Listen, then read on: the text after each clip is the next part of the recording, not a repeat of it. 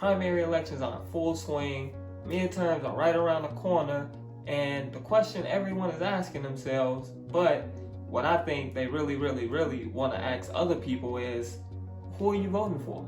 So let's talk about it. I mean, what better way to live than like royalty? Alright, elections. Is it me, or does the last couple years of elections feel like it's life and death? Like, seriously, every election these last couple years I feel more and more important.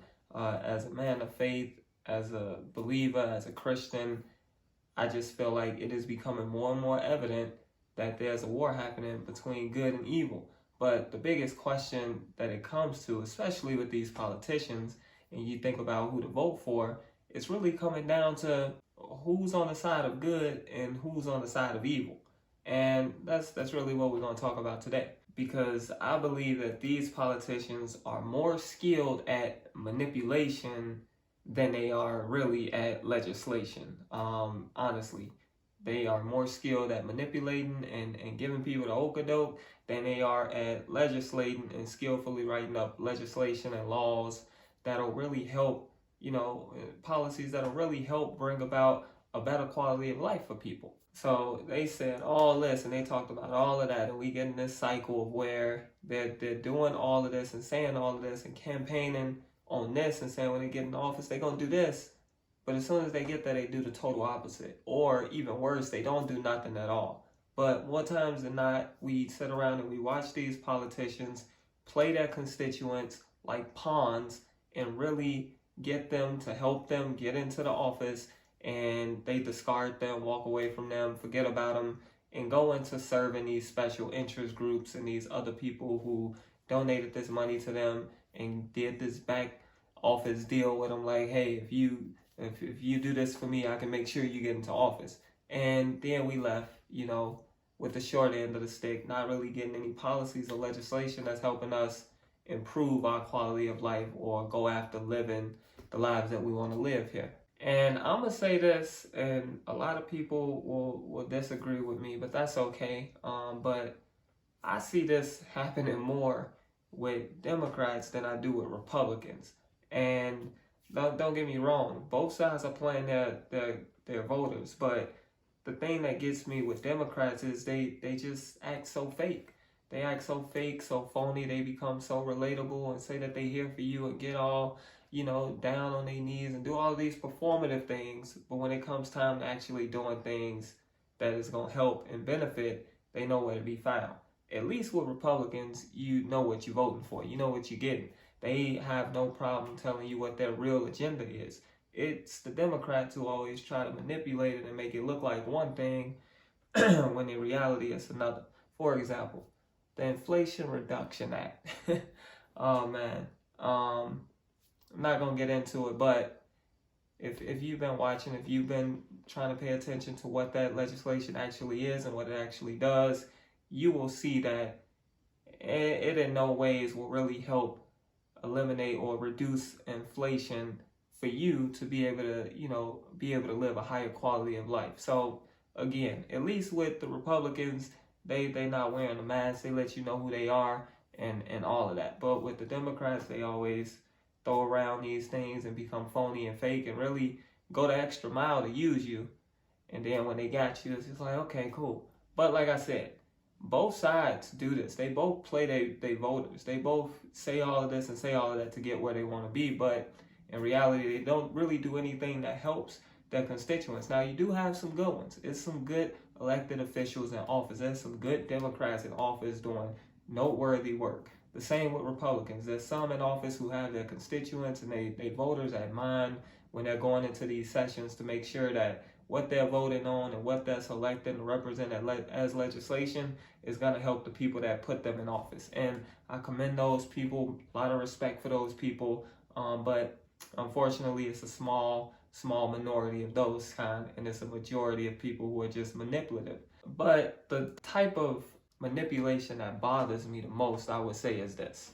And it, again, happens more with the Democrats than it does with the Republicans, and I know some will disagree, but I hate that Democrats cry wolf. I hate it. And better yet, I hate that they cry racism. Everything becomes racist. Everything becomes racism. Everything becomes white supremacy. Now, don't get me wrong. We know it's racism out there. We know it. The white supremacy stuff exists, but everything that you disagree with doesn't have to be racism. It doesn't have to be white supremacy. And I feel like this is their default card. I feel like this is the card they play to get their base riled up, to get their people, emotionally triggered so that they can go out and protest, or go out and get other people to vote, or just get some attention in the media and the news circuit so that they can, get the support that they really want. Most of the time they do it when they lose. They lose in the argument, racism. They losing in the polls, racism.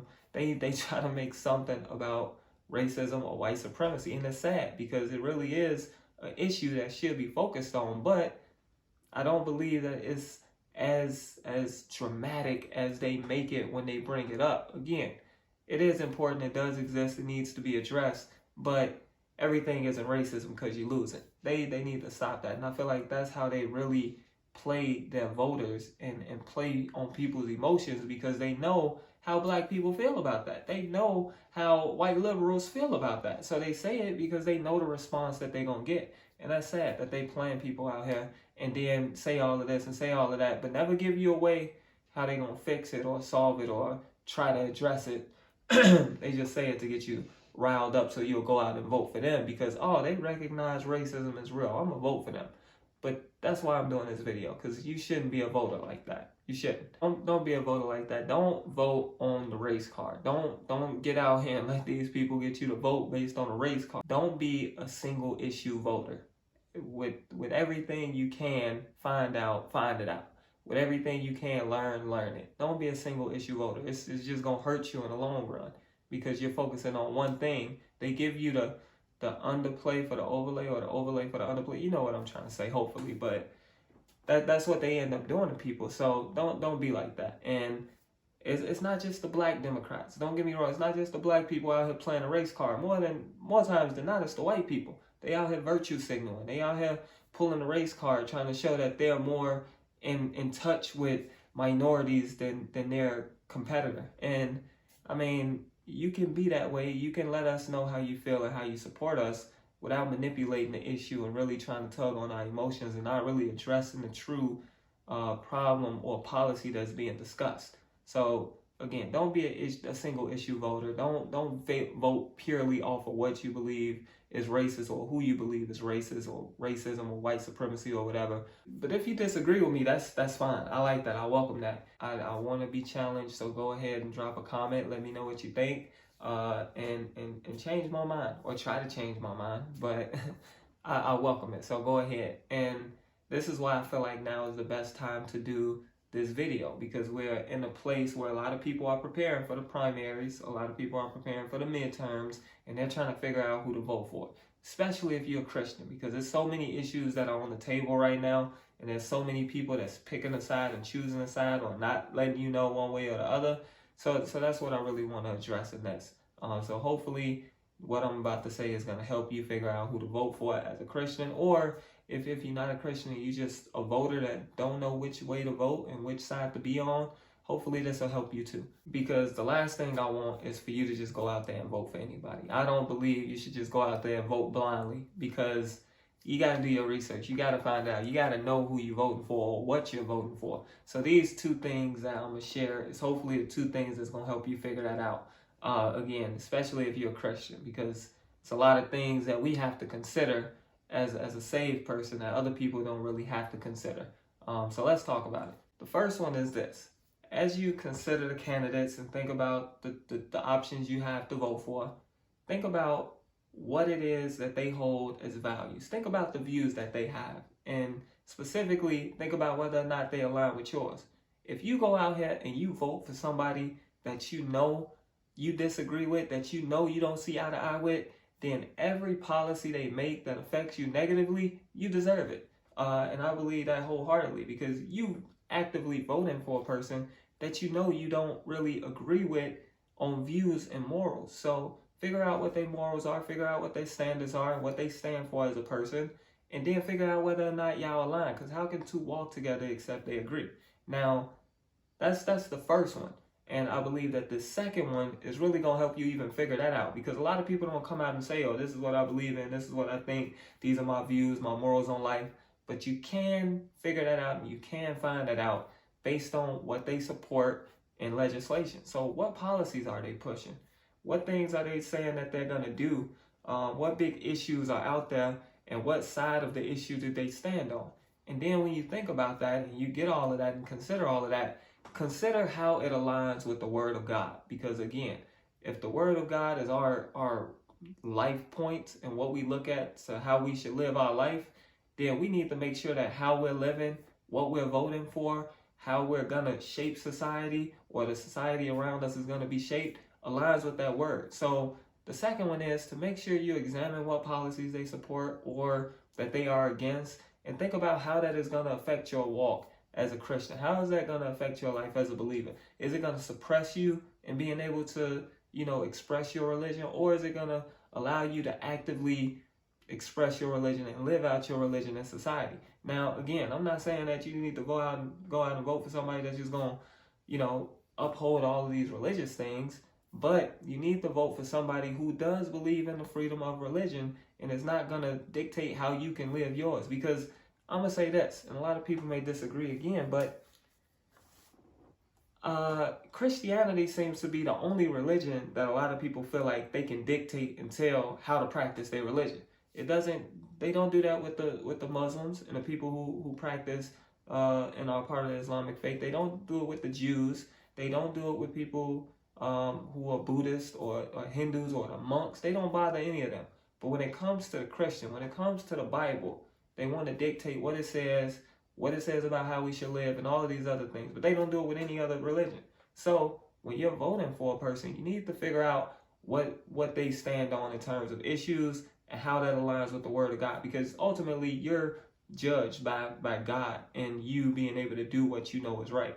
So figure out what they stand for. And if they stand for the wrong thing, don't vote for them. It's that simple. If y'all are at odds in y'all views and outlook on society, don't vote for them. It's that simple. Because if they put those policies and those views into law and now you have to abide by it, you're going to be miserable. And that's your fault. And I really don't like to tell people who to vote for, but I will tell you who not to vote for in this sense. And this is going to be the person who refuses to take a side. If you have a candidate in a race and they just refuse to take one side or the other, and you know it's a big ticket issue, you know it's a social issue or something that needs to be decided and voted on, and a very important part of the race during this time, then I would not vote for them.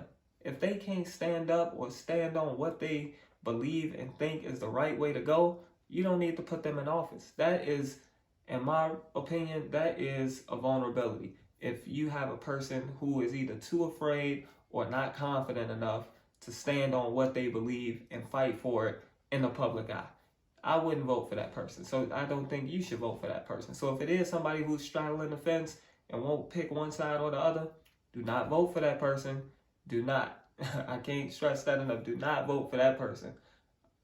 That's all I'm going to say. But I promise you, if you do these two things I just outlined, you will know exactly who to vote for. When you look at what their views are and how it aligns with yours, and then you look at the policies and legislation that they're pushing for, that they are on board with or that they're against, and see how that aligns with the Word of God, you're going to be all right when voting. Just don't vote based on race. Representation is important, but there's some other issues out here that's more important and that will affect everybody regardless of their race. So you need to be voting based on what you believe is going to be the best for society. Because God told us in His Word that righteousness exalts a nation, but sin is a reproach to any people. So we don't want to be caught on the wrong side of sin. We want to uphold what we know is righteous, what we know is right, and what God's way of doing things is, because we got to control what we can control, and we can control who we vote for and what we vote for.